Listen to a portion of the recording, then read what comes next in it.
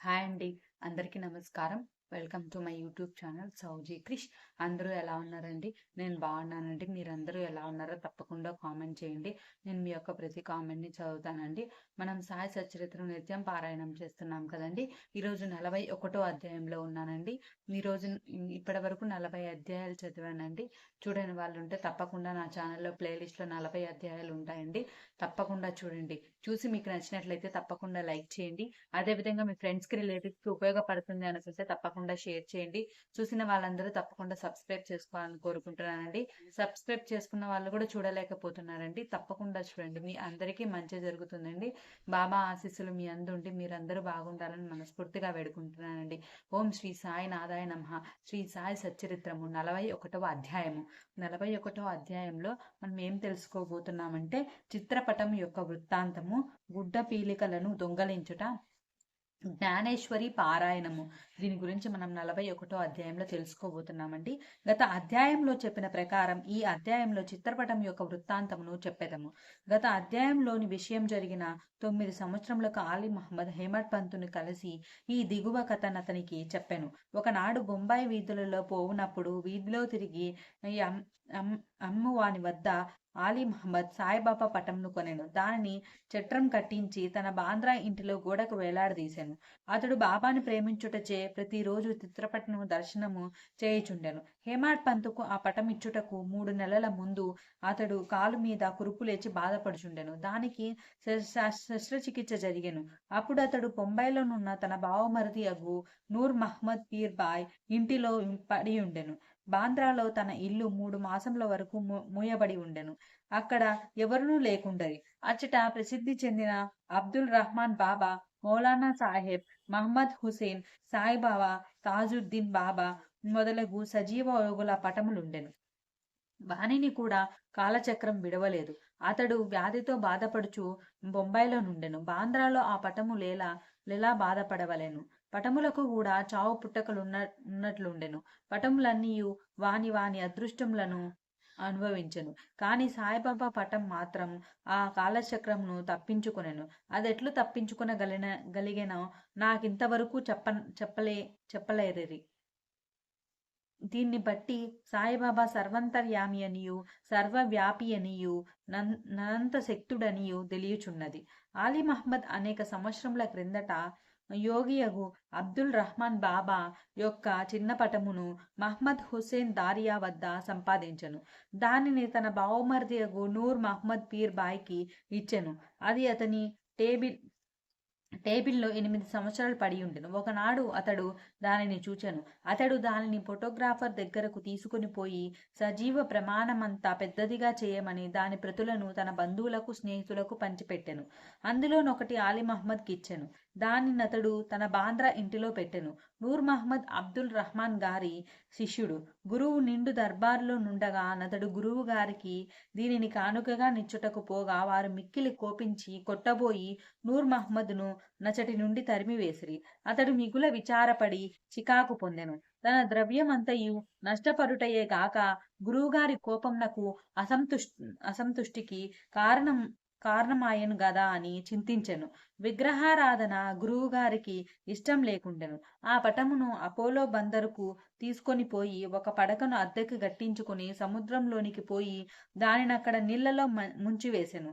తన బంధువుల వద్ద నుంచి, స్నేహితుల వద్ద నుంచి పటములను తెప్పించి 6 పటములు వానిని కూడా బాంద్రా సముద్రంలో ముంచెను. ఆ సమయంన ఆలీ మహమ్మద్ తన బావమరిది ఇంటిలో నుండెను. యోగుల పటములను సముద్రంలో పడివైచినచో తన వ్యాధి కుదిరినని బావమరిది చెప్పెను. ఇది విని ఆలీ మహమ్మద్ తన మేనేజర్ను బాంద్రా ఇంటికి పంపి అక్కడున్న పటములన్నింటినీ సముద్రంలో వేయించెను. 2 నెలల పిమ్మట ఆలీ మహమ్మద్ తన ఇంటికి తిరిగి రాగా బాబా పటము ఎప్పటి వలె గోడ మీద నుండుట గమనించి ఆశ్చర్యపడెను. తన మేనేజర్ పటములన్నీ తీసివేచి బాబా పటము నెట్లు మరిచినో అతనికే తెలియకుండెను. వెంటనే దానిని తీసి బీరువాలో దాచెను. లేకున్నా తన బావగారు దానిని చూచినచో దానిని కూడా నాశనం చేయునని బాధపడెను. దానిని ఎవ్వరికి ఇవ్వవలెను, దానిని నెవరు జాగ్రత్త పరిచెదరు, దానిని భద్రంగా నెవరు ఉంచగలరు అను విషయములను ఆలోచించుచుండగా సాయిబాబాయే ఇష్ము ముజావర్ను కలిసి వారి అభిప్రాయం ప్రకారం చేయవలసిందని తోచినట్లు చేసెను. ఆలీ మహమ్మద్ ఇష్ము ముజావర్ను కలుసుకొని జరిగిందంతయు చెప్పాను. ఇరువురు బాగుగా ఆలోచించి ఆ పటమును హేమాడ్ పంతుకివ్వ నిశ్చయించిరి. అతడు దాన్ని జాగ్రత్త పరచునని తోచిన. ఇద్దరును హేమాడ్ పంత వద్దకు పోయి సరియైన కాలంలో దాన్ని బహుకరించిరి.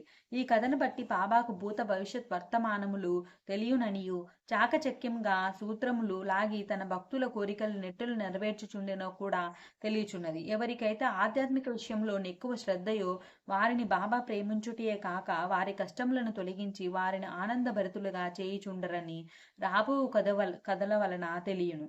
గుడ్డ పీలికలను దొంగలించుట, జ్ఞానేశ్వరి చదువుట. బీవీ దేవ్ దహానులు మమల్తాదారు. అతడు జ్ఞానేశ్వరిని ఇతర మత గ్రంథములను చదవవలని చాలా కాలం నుండి కోరుకొంచుండెను. భగవద్గీతపై మరాఠీ భాషలో జ్ఞానేశ్వరుడు వ్రాసిన వ్యాఖ్యే జ్ఞానేశ్వరి. ప్రతి దినము భగవద్గీతలోని ఒక అధ్యాయంను ఇతర గ్రంథముల నుండి కొన్ని భాగాలను పారాయణం చేయుచుండెను. కానీ జ్ఞానేశ్వరిని ప్రారంభించగానే ఏవో అవాంతరం ఏర్పరిచే పారాయణం ఆగిపోవుచుండెను. 3 నెలలు సెలవు పెట్టి షిరిడీ వెళ్లి అక్కడి నుండి తన స్వగ్రామమునకు పౌండాకు పోయెను. ఇతర గ్రంథములన్నీ నచ్చట చదవవలేను. కానీ జ్ఞానేశ్వరి ప్రారంభించగానే ఏయో విపరీతమైన చెడ్డ ఆలోచనలు తన మనసున ప్రవేశించే చదవలేకుండెను. అతడెంత ప్రయత్నించిననో కొన్ని పంక్తులు కూడా చదవలేకపోయాను. కాబట్టి బాబా తనకు ఆ గ్రంథమందు శ్రద్ధ కలుగచేసినప్పుడే దానిని చదవమని వారి నోటి వెంట వచ్చినప్పుడే దాన్ని ప్రారంభించదనియు అంతవరకు దానిని తెరువననియు నిశ్చయం చేసుకొనెను. అతడు 1914 సంవత్సరం ఫిబ్రవరి నెలలో కుటుంబ సమేతంగా షిరిడీ వెళ్ళాను. అక్కడ ప్రతి దినము జ్ఞానేశ్వరి చదువుచుంటి వాయని బాపు సాహెబ్ జోగ్ దేవు గారిని అడిగాను. దేవు తనకు అట్టి కోరిక గలదనియు కాని దానిని చదువుటకు శక్తి చాలకుండననియు బాబా ఆజ్ఞాపించినచో దాన్ని ప్రారంభించిననియు చెప్పాను. అప్పుడు జోగు ఒక పుస్తకంను తీసుకొని బాబాకిచ్చినచో దానిని వారు తాకి పవిత్రం చేసి ఇచ్చేదననియు అప్పటి నుండి నిరాటంకంగా చదవవచ్చననియు దేవుకు సలహా ఇచ్చెను. బాబాకు తన ఉద్దేశం తెలియను గనుక దేవుగారట్లు చేయుటకు అంగీకరించలేదు. బాబా తన కోరికను గ్రహించలేరా, దానిని పారాయణ చేయమని స్పష్టంగా ఆజ్ఞాపించలేరా అనెను. దేవు బాబాను దర్శించి ₹1 దక్షిణనిచ్చెను. బాబా ₹20 దక్షిణ దాన్ని చెల్లించెను. ఆనాడు రాత్రి బాలక రాముడను వారిని కలుసుకొని అతడు బాబా యందు భక్తిని వారి అనుగ్రహంను ఎట్లా సంపాదించనని ప్రశ్నించెను. మరుసటి దినం హారతి పిమ్మట అదంతయు తెలిపెదనని అతడు బదులిచ్చెను. ఆ మరుసటి దినము దర్శనం కొరకు దేవు వెళ్ళగా బాబా అతనిని ₹20 దక్షిణ ఇమ్మనెను. వెంటనే దేవు దానిని చెల్లించెను. మసీదు నిండా జనులు నిండి ఉండుటచే దేవు ఒక మూలకు పోయి కూర్చుండెను. బాబా అతనిని పిలిచి శాంతంగా తన దగ్గర కూర్చోమనెను. దేవు అట్లనే చేసెను. మధ్యాహ్న హారతి పిమ్మట భక్తులందరూ పోయిన తరువాత దేవు బాలకారాముని చూచి అతని పూర్వ వృత్తాంతంతో పాటు బాబా అతనికి ఏమియూ చెప్పెనో ధ్యానం నెట్లు నేర్పిరో అని అడుగగా బాలకారాముడు వివరములు చెప్పుటకు సిద్ధపడెను. అంతలో బాబా చంద్రు అను కుష్ఠరోగ భక్తుని పంపి దేవుని తీసుకుని రమ్మనెను. దేవు బాబా వద్దకు పోగా నెవరితో ఏమి మాట్లాడుచుంటివి బాబా అడిగెను.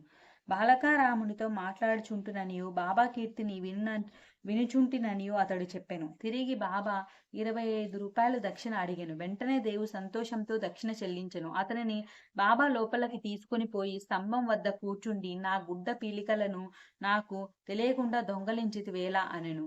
దేవు తనకు ఆ గుడ్డ పీలికల గురించి ఏమీ తెలియదనెను. బాబా అతనిని వెతుకుమనెను.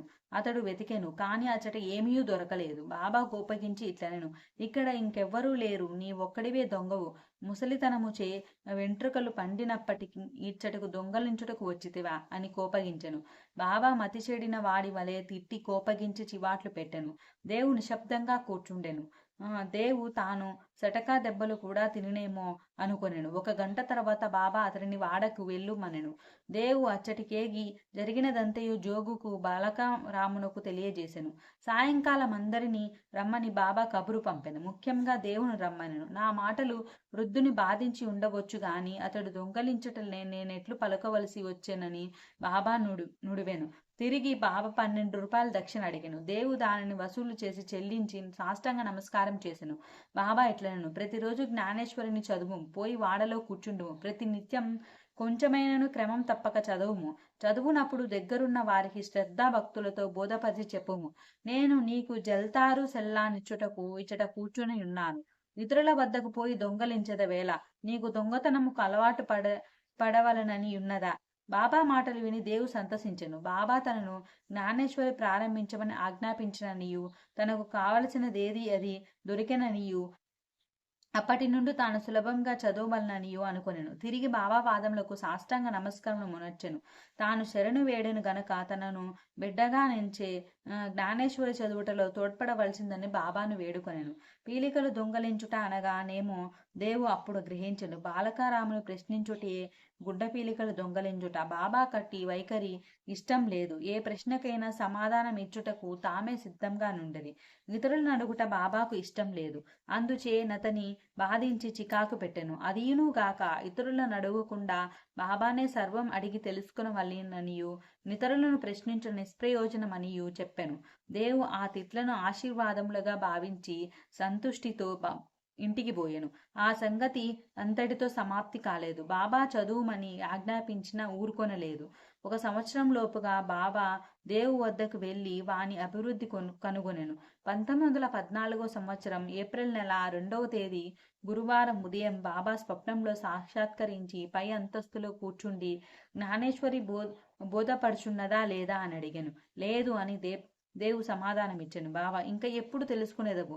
దేవు కండ్ల తడిపెట్టుకుని నీ కృపను వర్షింపనిదే పారాయణం చికాగానున్నది. బోధపడుట చాలా కష్టంగానున్నది. నేను దీనిని నిశ్చయంగా చెప్పుచున్నాను అనెను. బాబా చదువునప్పుడు నీవు తొందరపడుచున్నావు. నా ముందర చదువుము, నా సమక్షమున చదువుము. దేవు ఏమి చదవవలెను? బాబా ఆధ్యాత్మ చదువుము. పుస్తకమును తీసుకుని వచ్చుటకు దేవు వెళ్ళెను. అంతలో మెలకు వచ్చి కళ్ళు తెరిచెను. ఈ దృశ్యమును చూచిన పిమ్మట దేవుకెంత ఆనందం సంతోషం కలిగెనో చదువరులే గ్రహింతురుగాక. ఓం శ్రీ సాయినాథాయ నమః. 41వ అధ్యాయం సంపూర్ణం. సద్గురు శ్రీ సాయినాథార్పణమస్తు. ఈ వీడియో నచ్చినట్లయితే తప్పకుండా లైక్ చేయండి, షేర్ చేయండి, సబ్స్క్రైబ్ చేయండి. ధన్యవాదాలు.